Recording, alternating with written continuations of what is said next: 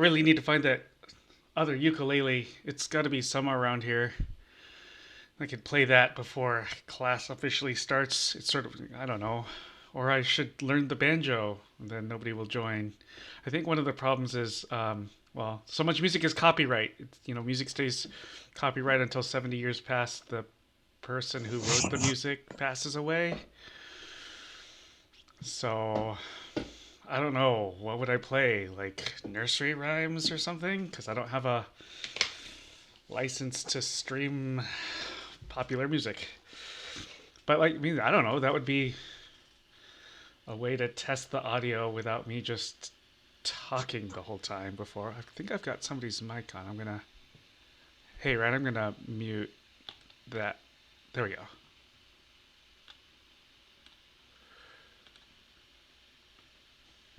Unless you had that mic on for a reason.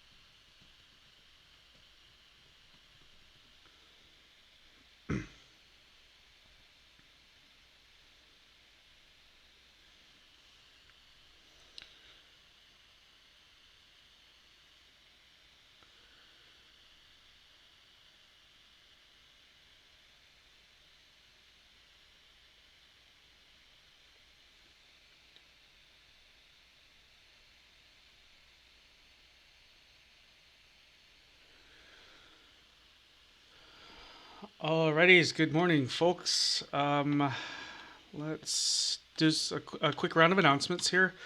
Um, if you have any questions about how any of the logistics for class go, please ask now. If you want to unmute a mic, ask by email, and I will answer as quickly as I can. If you have a math question, though, I know that there is still this temptation, like, oh, I'm stuck on a web work question. I'll just ask about this by email. It just doesn't work. Like, if you've joined in for any of the online office hours, what you've noticed, I'm doing is I'm writing on screen, kind of like this, and what usually happens is, um, I shouldn't name any names, so I won't. But like I've had somebody join actually almost every day, and from calculus, and usually what happens is the student works on part of the problem and then gets stuck, and I say, well, have you tried this? And then the person tries that, and then there was an algebra error. It's this sort of back and forth of like, okay, now you have a next step? Just tell me what to write on the whiteboard.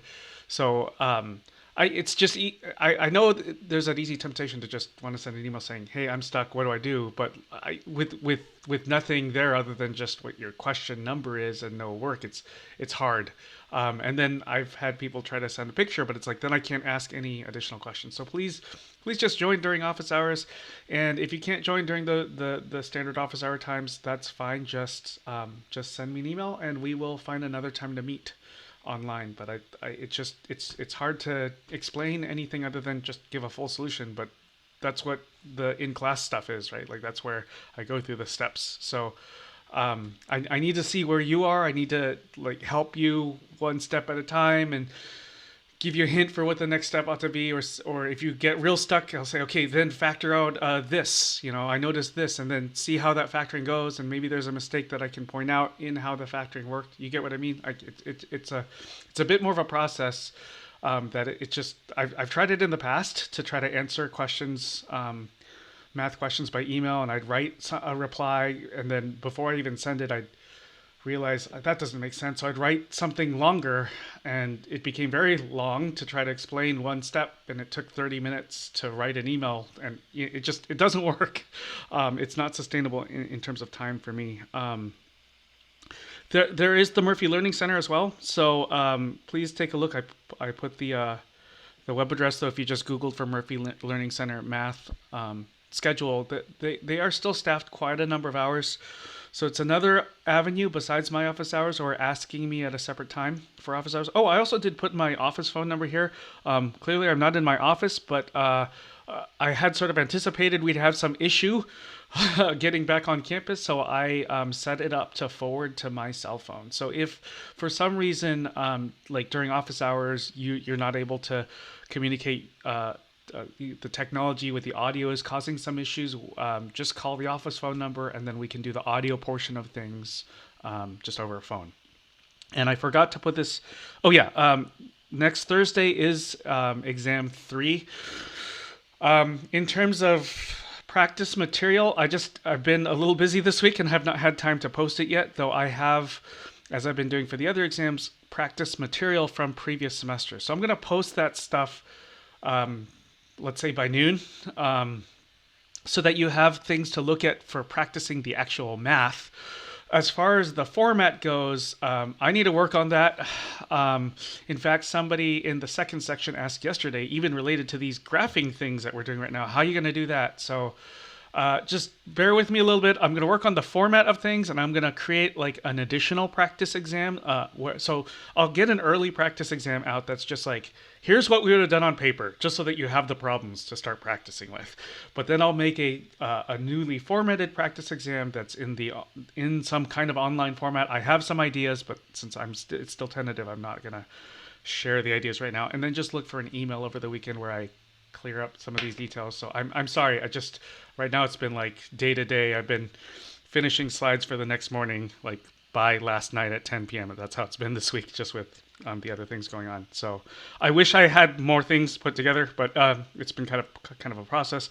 And then one thing I forgot on the slides, so I should update the slides in case somebody can't watch the lecture. There is an online quiz, so please complete that today. I think those are my announcements. Sorry that took so long. Okay, not seeing anybody unmute a mic to ask a question. If anything was unclear, please ask, or ask by email and about any of the logistics. What I'd like to do today is to keep practicing the curve sketching technique. So I know it's a long process that we saw yesterday.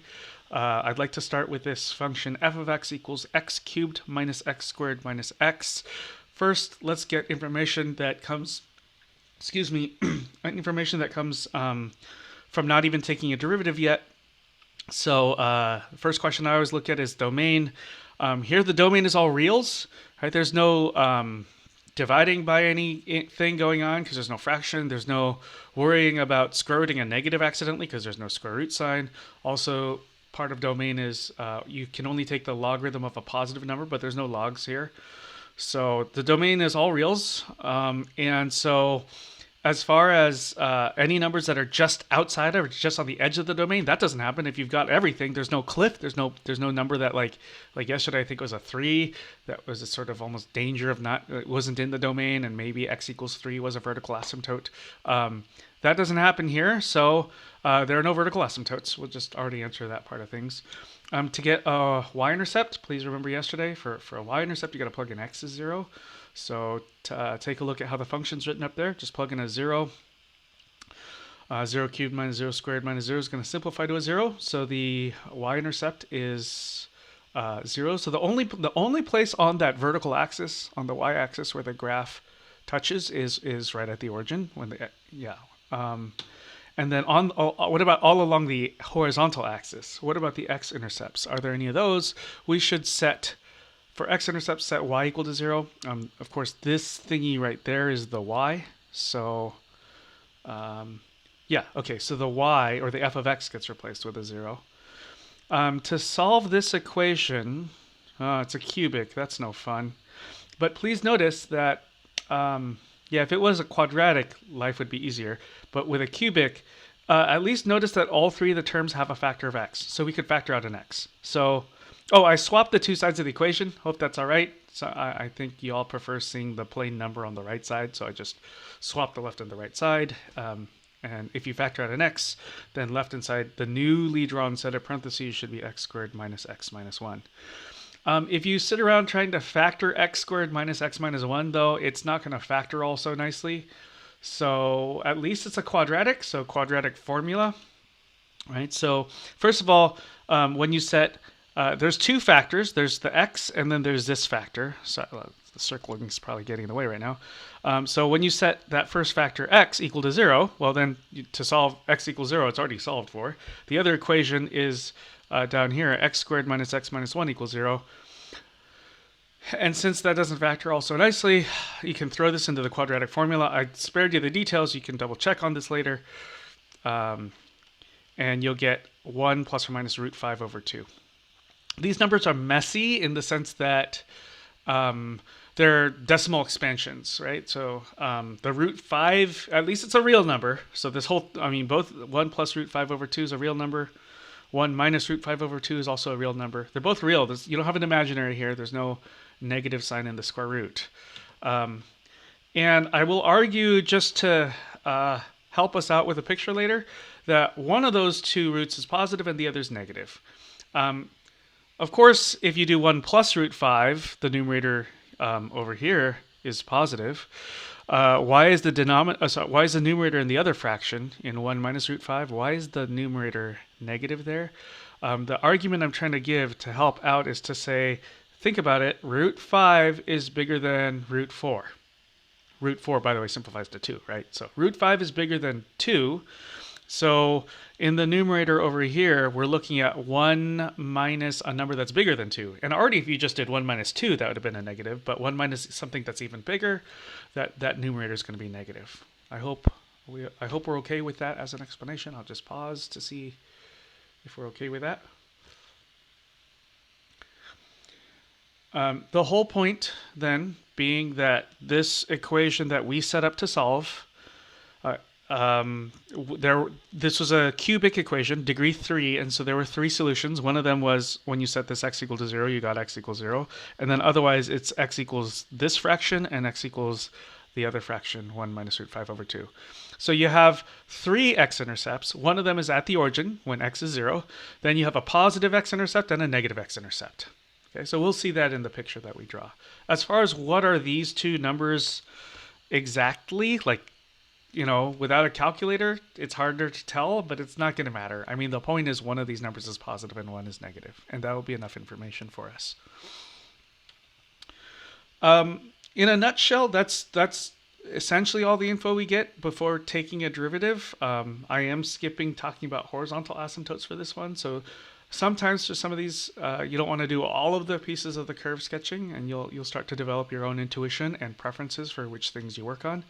So I'd like to take a look at the derivative. So if you look back up to the function written up there, x cubed minus x squared minus x, there are 3 separate terms. Differentiate the terms separately because it's not a multiplication. And you'll get 3x squared using the power rule, and then minus, copy the minus, you'll get 2x for the derivative of x squared. When you differentiate x, you get this 1 over there. Knowing that we're going to ask the usual questions, where is f prime undefined, where is f prime equal to 0, I thought it would help to write f prime in a factored format. Of course, with the 3 as the coefficient to the x squared, it becomes a little more challenging to factor, but it's not too bad because it's just a 3. I mean, the more, what's the word I'm looking for? Like 3 is at least a prime, right? So there's only so many ways to write 3. It's a 3 times 1, 1 times 3. And you see that feature right there with the 3 and then the hiding 1 in front of the x. It becomes way more problematic, like way more challenging if the number in front of x squared was like a 24, because then you've got like 2 times 12 and 1 times 24 and so on and so forth. So yeah, okay, but you can, so it takes a little bit of guess and check, I think, to factor a quadratic when the number in front of x squared isn't a 1, like when you have a 3, but it can be done, so you can kind of guess and check a little bit and get hopefully that factorization, 3x plus 1 times x minus 1. Takes a little work, but you can always check by foiling. This f prime, either the two ways you look at how it's written, there's no dividing, so there's no place where f prime is undefined. There are two places where f prime equals 0. That happens when you set this factor equal to 0 and when you set the other factor equal to 0. So I know we've done so many of the steps in a great amount of detail, so here's where I think I can serve class time a little better and allow you to think about some of these things if I just say, there's some work I did on paper and I haven't shown it on this slide because I'm trying to fit enough in. So you'll see that the two x values down there below the number line are negative a third, coming from what happens when you set 3x plus 1 equal to 0. And then the other one is x equals 1. That's what you get when you set x minus 1 equal to 0. Okay, so when you plug in 1 for x, then f prime of 1 equals 0. And when you plug in negative 1/3 for x, then the value of f prime is going to equal 0. And then I tested some numbers, clearly, but I didn't even mention which numbers I tested. But you can imagine that for the test value to get this minus sign, I plugged in 0 for x. I'm pretty sure, I don't even remember. It was just last night and I don't remember, but I probably plugged in x's 2 to get this plus sign, and I probably plugged in x's, probably negative 1 actually, just to the left of negative 1/3. So, okay, well, there's a complete sign chart for f prime. So since all week long and even in the week before spring break, since you'd seen me do this, like, here's part of the sign chart and then you test your x values and then here's the complete sign chart. I think you've seen enough of that today I thought, let me not overdo it. And then how does information about f prime translate into information about f? So the plus for f prime tells you that f is increasing. And I want you to already imagine a little bit, just a rough sketch of what this function looks like, because for a while, in the left part of the graph that will eventually get drawn, the function is increasing, right? It's got a shape like this, like you're climbing up the mountain. And then the next thing that happens, as soon as you hit x equals negative 1/3, then the function starts decreasing. So it's like you're going down the mountain like this. So you got going up the mountain, you've got going down the mountain, meaning right at the top there, right when the derivative is actually equal to 0, you've got to have a local maximum. See, that creates a hill, and right at the summit of that hill, that's what happens when you're right at x equals negative 1/3. So you actually have here a local maximum. Oh, I don't have really much room for that. You have a local maximum. Just by sort of imagining that shape of increasing first, then you reached the point where the derivative is 0 right at the top. Let me kind of thicken that point. You reach the point where the derivative is 0, because the derivative 0, again, being slope of tangent line. And then you go down the mountain because you've got decreasing going on. Then I'd like you to take a moment to think about trying that same sort of little picture out to the side. It doesn't have to be completely accurate. You don't even need to draw axes. You notice I didn't draw any axes, but you've got the function is decreasing. And then you have the function's increasing. So what would you say belongs in that spot? I can get a brave soul to answer the question, even.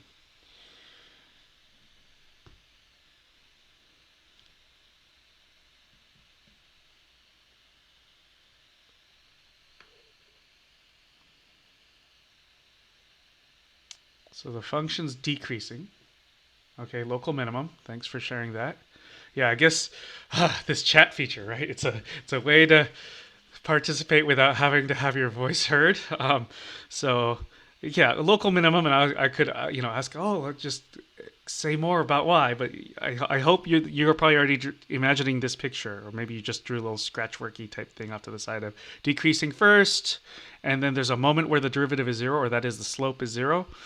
And then increasing next, so that's got to create the very bottom of a valley, right? So that's got to be a local minimum right there. Okay, so, of course, if I advance the slide, all that text goes away, but I wrote it into the slide in case somebody can't watch this and just needs to download the PDF of the slides. So you have a local max at the x value negative 1/3, and a local min at the x value 1. So that's the information that this last bit of information all comes technically from this first derivative test. But I mean, the first derivative test is so long to state, to say the whole test, right? To say how that theorem goes. And I think it's just kind of easier to go, oh yeah, a plus for f prime tells you f is increasing. I imagine this walking up the hill, down the hill thing. And I think that works a lot better anyway than trying to memorize word for word that first derivative test. So there's a lot of info on this slide for sure.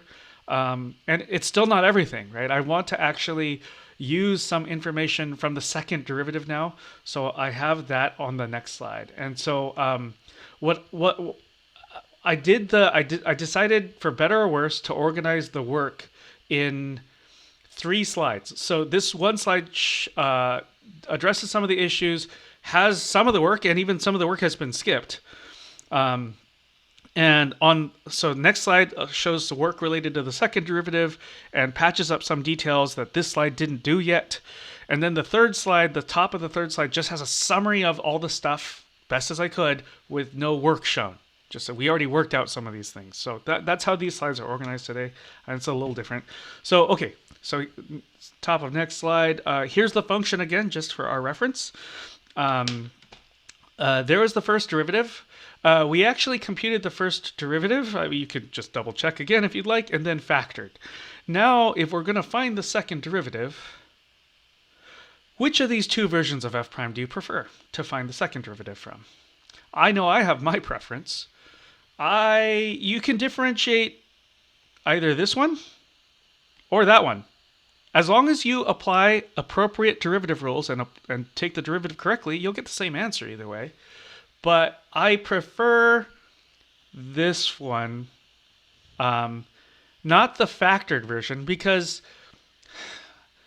if you use the factored version, I mean, there's nothing wrong with it. You have to use the product rule. That's all. And then use the product rule and you'll get a derivative first times derivative second plus second times derivative first. But I just think, like, here, since we have f prime written away where we don't have to use the product rule, I would just prefer to look at that 3x squared minus 2x minus 1 and take the derivative of that. That's how I'd like to get f double prime. So, yeah, I'm revealing a lot of work at once, but I did that. So 3x squared differentiates to 6x, copied the minus sign, 2x then differentiates to 2. I didn't copy a minus sign because the next derivative is the derivative of 1, which is going to be a 0 anyway. I did, though, factor out a 2, so you have 2 times the quantity 3x minus 1. So there's this, I think all the time what you'll notice is this back and forth, is that one way of writing a function is better for taking derivatives, and perhaps another way of writing a function is better for organizing your details to make a sign chart. We actually saw examples of this, I forget if it was yesterday or the day before, where to avoid using the quotient rule, we rewrote a function so it didn't look like a fraction. But then once we took a derivative and we had that negative exponent, we made the thing look like a fraction, the resulting derivative look like a fraction again, because it was a lot easier to talk about what x values don't work, what's not in the domain, so that we could organize our sign chart better. So there's this common thing of kind of going back and forth to whichever version of f prime or f double prime you want to use that will make life more convenient for you. You'll notice if you set 2 equal to 0, right? So when you set 2 times 3x minus 1 equal to 0, you'll get 2 separate equations. One of those is 2 equals 0. That has no solution. Your other equation is 3x minus 1 equals 0. That has a solution, and that x value you get is 1/3 from that. Then I had to test an x value bigger than 1/3 and an x value smaller than 1/3, and you'll find that the value of f double prime is plus or minus, depending on which side of the 1/3 you plugged in. And so the plus for f double prime tells you a concave up for f, and a minus for f double prime tells you concave down for f. And since there's a change from starting from concave down, eventually becoming concave up, and that transition occurs right at x equals 1/3, we have an inflection right at x equals 1/3. An inflection point, though, is a point, right? So I know it says an inflection point, but what I'm trying to say is it's a point, and so for a point, you should write not just the x coordinate, but the y coordinate. What I'm saying is we've got right now, we know just from right here, we've got an inflection. So we know the x coordinate is 1/3, but we don't have yet right now what's the y coordinate. And I will point out a common error that people do to try to get the y coordinate is they'll try to plug into f double prime. Now there's three functions, right? So these are some of the things to be a little careful of. There's f prime, there's f double prime. There's no point computing f double prime of 1/3. You could if you want to. I will let you know if you do that, f double prime of 1/3 actually equals 0. That's what this information was, by the way, that I just circled. Right? This is saying if you plugged in 1/3 for x into f double prime, the number you're going to get is 0. We already know that.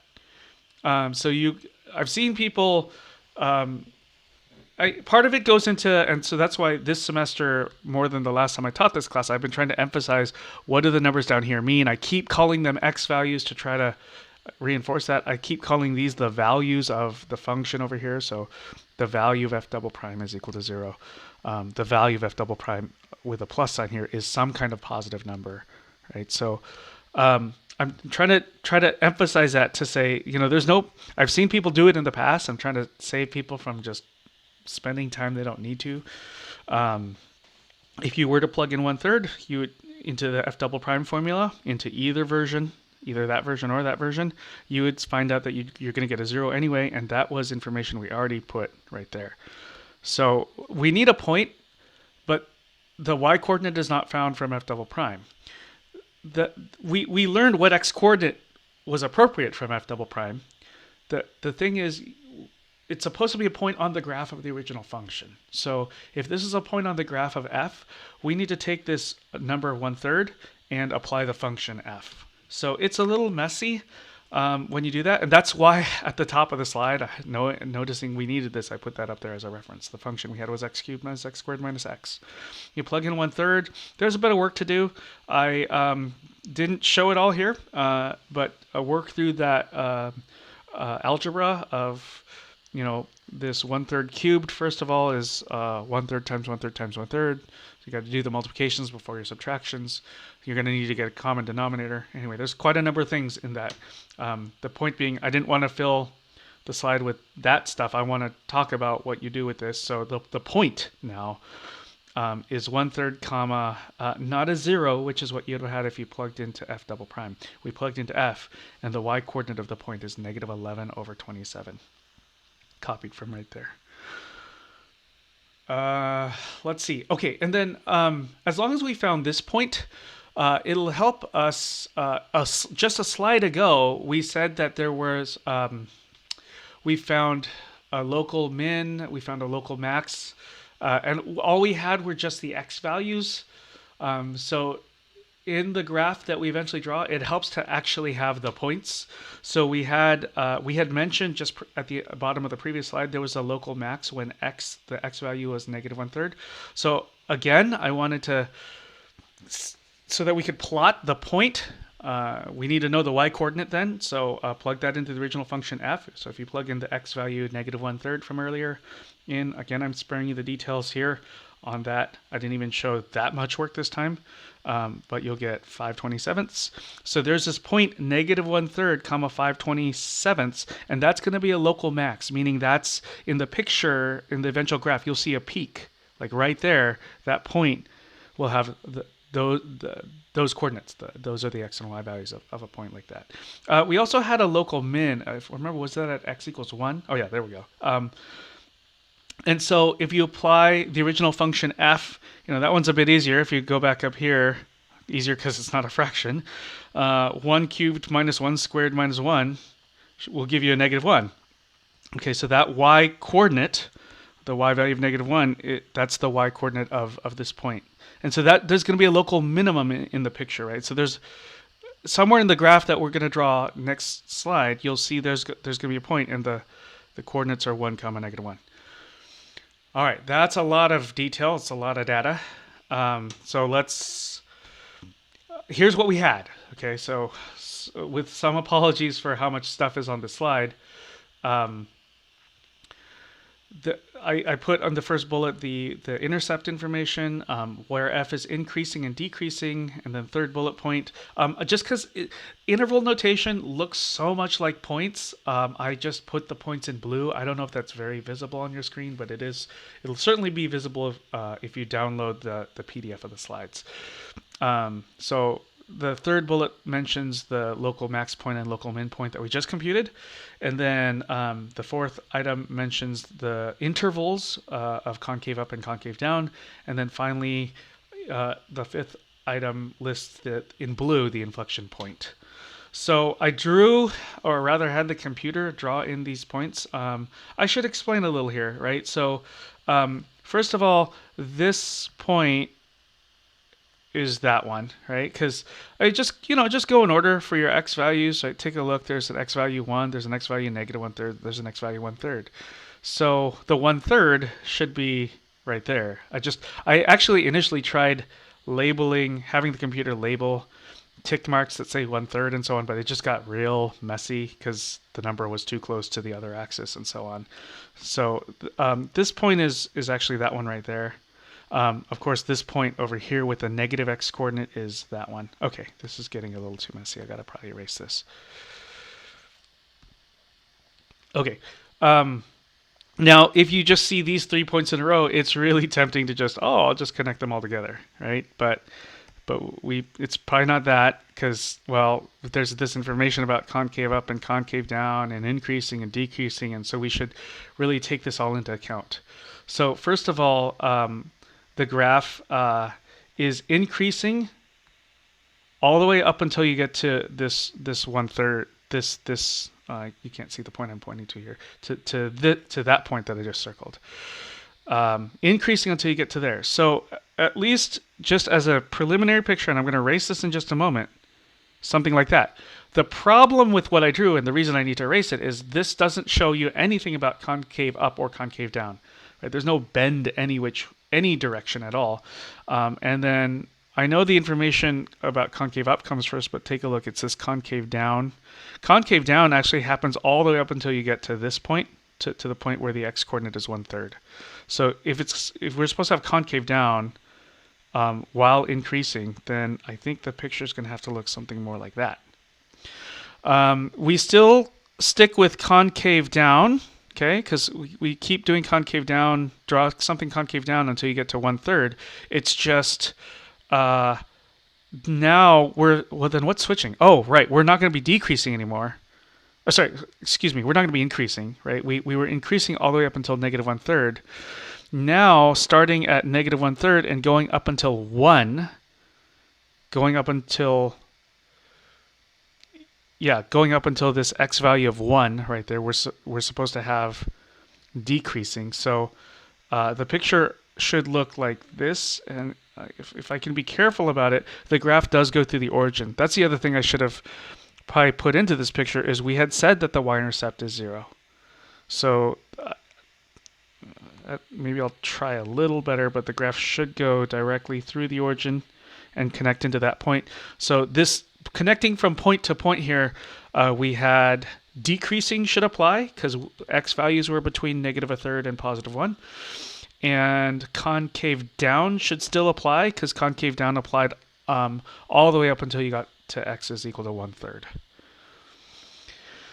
Okay, then what's changing right at 1/3? It's not the decreasing nature because we keep doing decreasing until you get to x equals 1, which was, I could actually label that right there. So the thing that should have, what's changing at 1/3? Oh, that's where you have your inflection point. Okay, in other words, if you see it here in this interval notation, starting at 1/3 and for the rest of the graph, forever to the right, past 1/3, we're only going to have concave up stuff. So concave up, but still decreasing, looks like this, roughly. I'll try that again. Go through the point. And then we're going to stick with concave up because, sorry, all this mark is now probably getting a little too messy. So we're going to stick with concave up because concave up happened everywhere past x equals 1/3.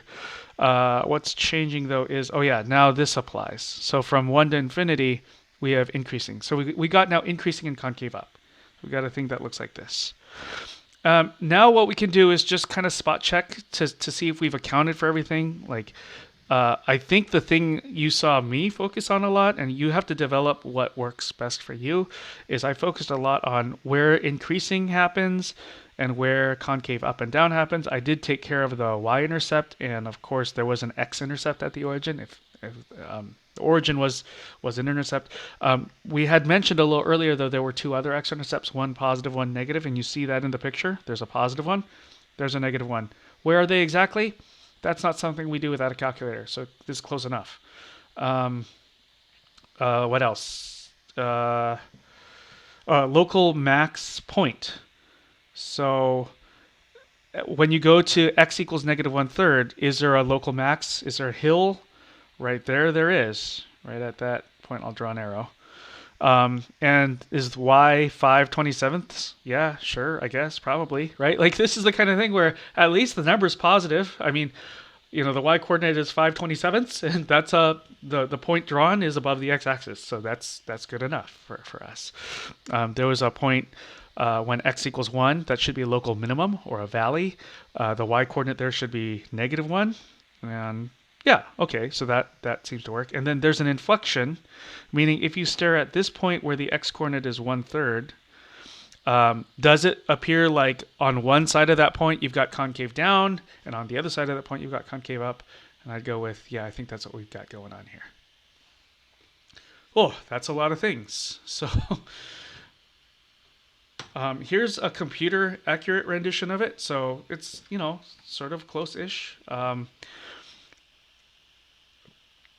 I'll ask to see if there's any questions, or otherwise I'll at least reveal part of the next question.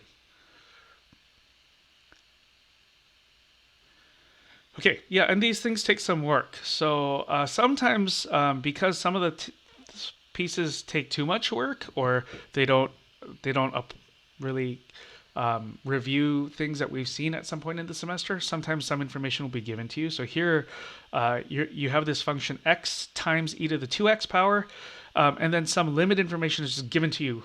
It's just told to you that that this function, when you look at the limit as x approaches negative infinity, you get a 0, and when you look at the limit as x approaches infinity, you get infinity. So this one's a little perhaps easier to picture, is that the graph shoots off to the northeast, right? Because as x gets big, that's this infinity.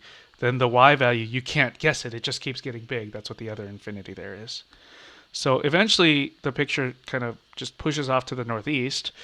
The other one, this limit x approaches negative infinity, the limit is 0. That means that the graph, as you look towards the left, as you keep going leftward along the axis here, the graph gets closer to having the y value be 0. So maybe the graph looks like this, or maybe the graph looks like this. Well, at this point, we're not sure which option, but one of those things is going to happen. So we'll have to see by computing some things. The domain for this function over here, all reals, if you take a look at x times e to the 2x, there's no logs, there's no dividing, no problems there, so there'll be no horizontal asymptotes, we can say, just like in the last question. Y-intercept, let's plug in x equals 0. So when you do that, you have 0 times, eventually you have 0 times e to the 0. E to the 0, by the way, is 1. I'm just putting this as a reminder that when your exponent is 0, the overall value of the thing here is going to simplify to 1. 0 times 1 is 0. So you have a y-intercept of 0. What about x-intercepts? Well, let's set y equal to 0. In other words, where the f of x is, I replace that with a 0. So then, look, we do have a product, right? X times e to the 2x equals 0. Whenever you have two things multiplied together equaling 0, you get to set each piece equal to 0. So I set the x factor equal to 0, and I set the e to the 2x factor equal to 0. You got to solve each of these equations separately. Of course, the first one, the work's already done for us. We don't have to do any work to isolate x in that first one. In the second one, e to the 2x equals 0, please remember, I said, I think 2 days ago, that e raised to the any power is always positive. So e raised to the 2x power, no matter what you pick for x, it could never be equal to 0. This equation has no solution. The only x-intercept then is x equals 0. In other words, since the only y-intercept is y equals 0 and the only x-intercept is x equals 0, the only place that this graph that we eventually draw touches either the x-axis or the y-axis, it's just the origin. So if you draw your picture in the end, sort of a thing to spot check at the end of the process, if you draw and the graph touches any axis anywhere other than the origin, something's wrong, right? Okay, so let's look at f prime of x. The function we were provided is a product, so we've got to use the product rule. First times derivative of second, x times, and then when you differentiate e to the 2x, that requires the chain rule. So that's why it's e to the 2x times 2, right there. I'll try to underline these in two separate pieces here. There's the first times the derivative of the second. When you do the derivative of the second, you need the chain rule. We've got to complete the entirety of the product rule, though. So plus the second thing, which was e to the 2x here, times the derivative of the first. Since the first thing is x, the derivative is 1. You certainly don't have to write the times 1, but I think in terms of reminding people that what happened here was the product, it's helpful that I put in the times 1. So there's the derivative using the product and the chain rules. If you look at how this function is written, you may prefer to clean up how it's written, and we'll probably do that in a moment anyway. But I already notice that there's no dividing again. There's no logarithms, so there's no... f prime is there any place where f prime is undefined? It doesn't happen. So we don't get any x values in the sign chart for f prime that way. But the other way is, are there any x values that make f prime equal to 0? So I did clean this up a little bit. I just kind of, for the stuff before the plus sign is all multiplications, and you can juggle the order things are multiplied. So I wrote the 2 first because I think we're all a little more used to seeing the number always in front, but it doesn't have to be, but I think that was a little more convenient. So 2 times x times e to the 2x plus, and then for the next term, I just left off the times 1. It's going to help us out, as is always the case for these problems, to factor. And notice that both terms have this e to the 2x thingy, so we can factor out e to the 2x. So if e to the 2x, and then you'll draw a new set of parentheses. Notice there were no parentheses over here. Every time you factor, you draw a new set of parentheses, and in the parentheses you'll have a 2x plus 1. Okay, to find out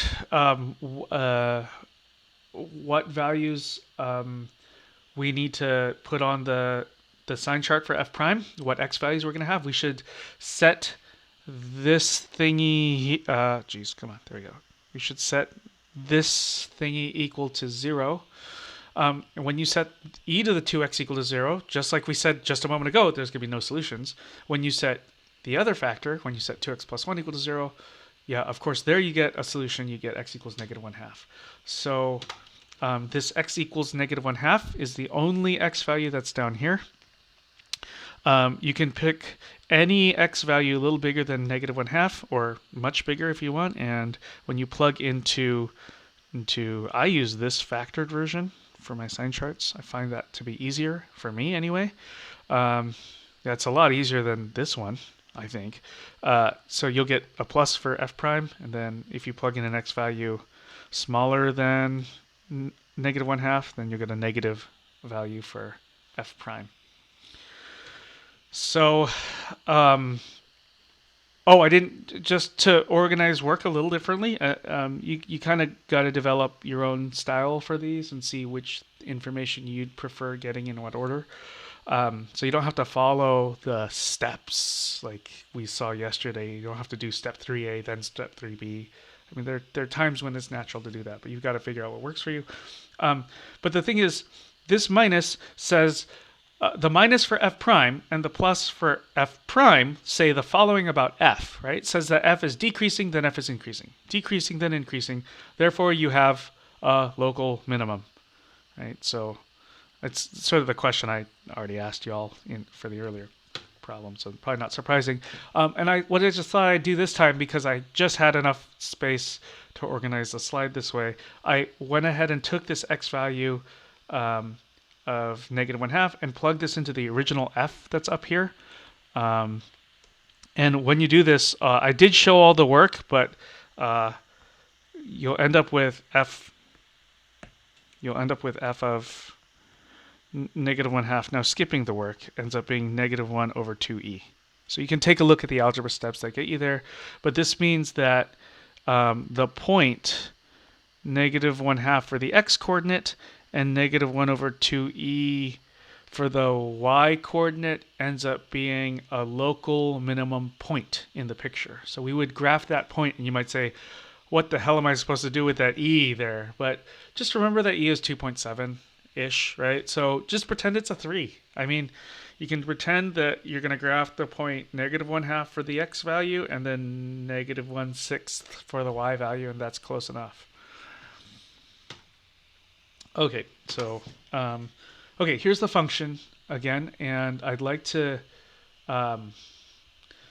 reveal this first derivative that we had just computed, previous slide.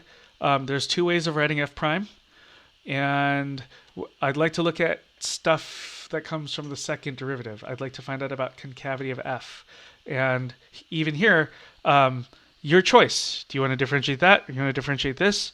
So I think each of these has a role, right? So for me, this boxed version there, this thing that we used, was really much more convenient for building the sign chart of f prime. But as far as staring at f prime to get f double prime, I don't think I want to look at that one, because you just have to use the product rule. That seems unnecessary. Given that you already need to use a product rule over there when you differentiate this, but at least it's less product rule. I mean, it's a smaller thing to look at. So I don't know. My preference is to look at this one, but you've got to, take your pick. You can't go wrong either way. So first times derivative of the second. There is a typo here. Oh, wait, no, I see. No, I see what I did. Okay, I forgot I did this late last night. This is still f prime. Not f double prime. So I wrote it this way because I realized I didn't have this step at first, and when I was going through the slides as a practice, I was like, oh, this looks a little confusing. So I wanted to organize what's first and what's second. So I'm calling that first and then that second. So that's all I did. Literally, one step to the next is I erased that because it was getting in the way, and I just drew in some parentheses. That's all. Okay, so this way of looking at f prime, where there's two terms, so you get to differentiate the terms separately, but this first term is a product. We have to use the product rule there. I just wanted to be clear using parentheses what I'm calling my first part and what's my second part. So the 2x first times the derivative of the second. When you differentiate e to the 2x, you get e to the 2x times 2 due to the chain rule, plus the second part is e to the 2x times the derivative of the first part. The derivative of 2x is the 2 that you see in parentheses. And then finally, there's this plus sign, and I'll circle that plus sign. I got to copy that plus sign. Then you need to differentiate the next term. Don't forget about that.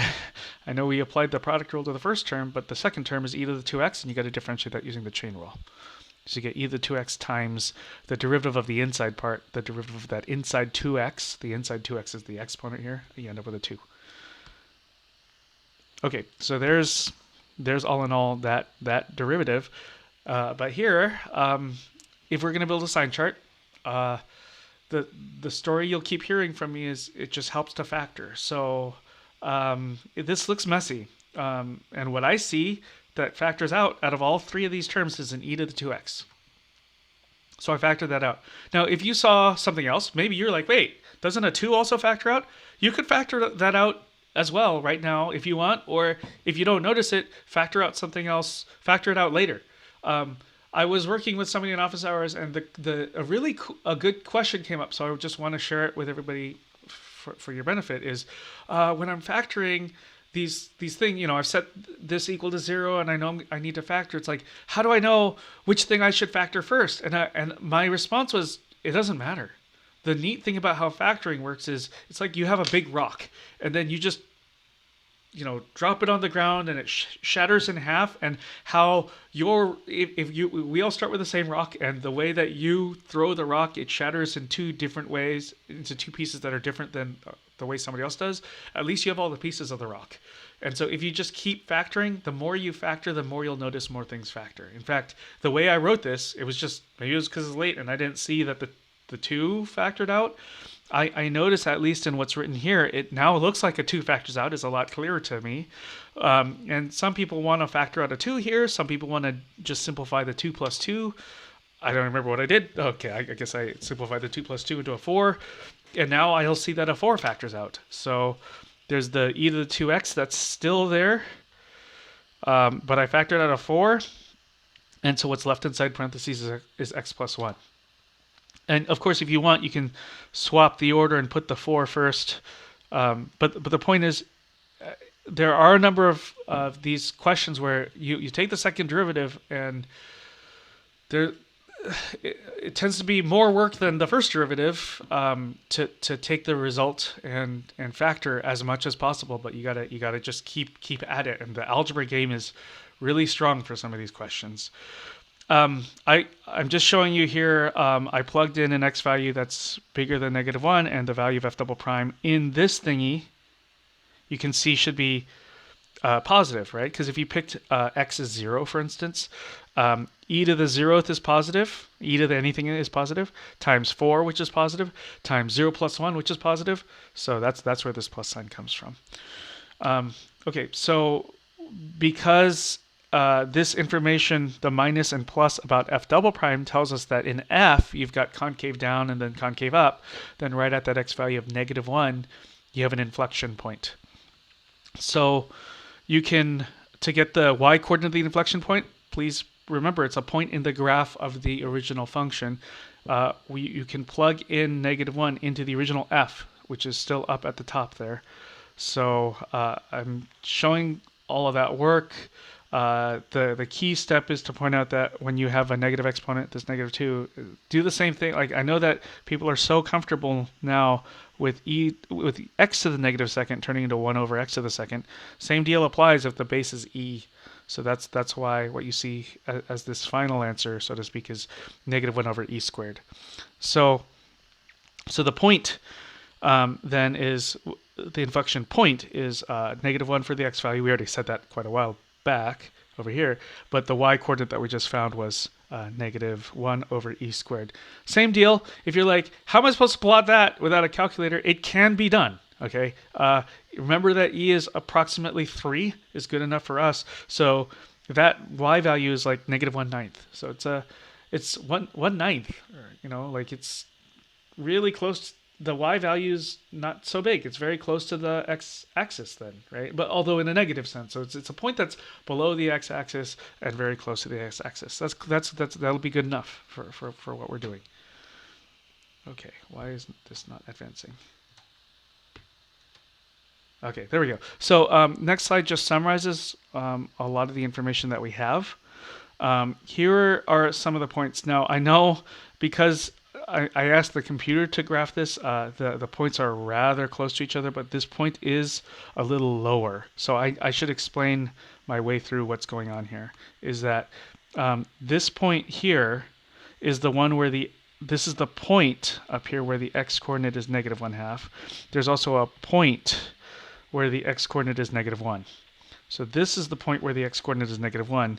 And notice, because if you compare their y values, you had like approximately -1/6 and you have approximately -1/10. So I want you to just stare at those 2 points for a second and go, does that work for you? That this point has the y coordinate of this point is approximately -1/6, and the y coordinate of this point is not equal to, is approximately, based on this right there, the y coordinate is approximately -1/9, right? E squared, so 3 squared, right? So the -1/9 it's a number that's closer to 0, right? Because 1 over a bigger number is a smaller number. Okay, so at least this problem, even though the function we started with was kind of a little funkier, we've got fewer points in the picture, so I might actually get away with the room of just saying that this was the inflection point. Wait, that was it. Yeah, that was the inflection point, and then this was the local minimum. So it means that the graph here is going to do like a little valley like this, but there's just not much room for that to occur because the valley should, here's the problem. There's not a lot of room for this. You've got concave down, so you've got a thing that looks like this. That part's concave down. You can barely see the bend. And then, oh, there's an inflection. Sorry. So now we've got to switch to concave up. There's not much room to draw that in. And then from here, the graph should be concave up and increasing. Oh, wait. We said earlier the only place the graph should touch any of the axes, I'm failing at this right now, shouldn't be at all these places. It should be just at the origin. So let me fix that. Should go through the origin. Yeah, so there's not a whole lot of room to draw this thingy in, but the picture looks roughly speaking like this.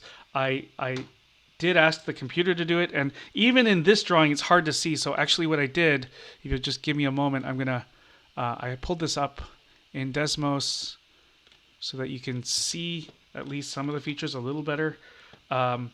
It's still probably not clear enough until I zoom in quite a bit. So at least when that x coordinate, there's that point where the x coordinate is negative a half, and you do see that local min. You see that I'll zoom out again in a moment, but you will see a little later that the only place the graph touches any axis is right at the origin. And then right there is the inflection. I hope you can kind of see the picture. So right where I have a trick here. There. Okay, so right where my mouse cursor is, I'm trying to use the keyboard to draw a circle there. Right at that point is the inflection point, meaning to the left of there, the picture should appear at least somewhat to be concave down. And then to the right of that point, to the right of this point, you've got concave up. If you don't quite see exactly what I see, because maybe it's smaller on your screen, I just encourage you to play with this in Desmos. Just type in y equals x times e to the 2x, and you can explore and see what I'm seeing perhaps a little better. And as I zoom out, you'll notice this is the only place the graph touches either of the axes. You do have this feature along here where it appears that the graph is touching the axis. It's just getting closer. You actually do have a horizontal asymptote. That, in fact, after all, is what the limit information here was telling us, that as you look far off to the left, the graph gets closer to y equals 0. With that, I'll just say there are some practice problems. My original intent, if we were not meeting in this format, was not to lecture today. It was just to give you these problems and say, give them a try. So I would still say, please give them a try. Here are the same announcements again. Perhaps the main one, the most time-pressing one I should say right now, is please complete that online quiz today. And maybe I'll see you in office hours.